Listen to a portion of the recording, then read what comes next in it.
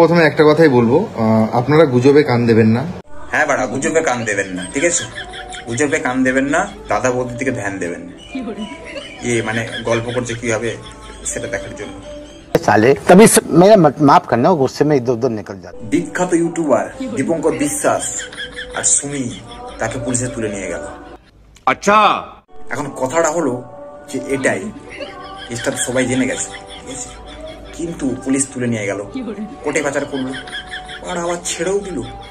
আবার ছাড়ার সাথে সাথে দাদারা খাটে আরম্ভ হয়ে গেল ফুল সজ্জা। দীপঙ্কর আমাকে বিয়ে করেছে কিনা এটা অনেকেই জানতে চাই, এদিকে আসো।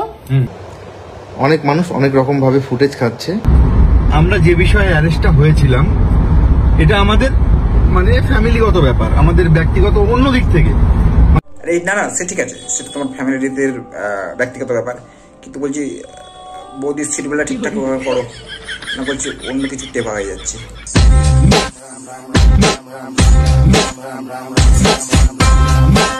সঙ্গীতা, অ্যাডভোকেট সঙ্গীতা, টাইটেলটা ভুলে গেলাম।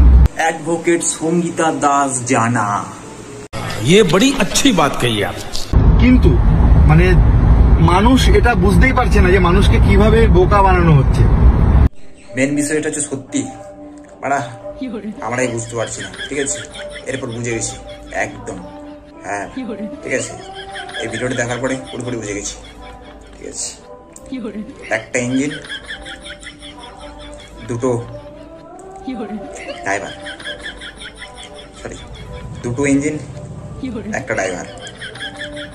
क्या है तेरी आखिरी ख्वाहिश?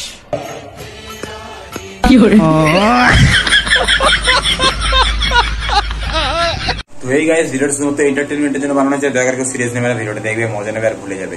দেখো কে কি করেছে তার পার্সোনাল ব্যক্তিগত ব্যাপার, জাস্ট এটা এন্টারটেনমেন্টের জন্য বানানো হয়েছে, ঠিক আছে? ভিডিওটা দেখবে, মজা নেবে আর ভুলে যাবে।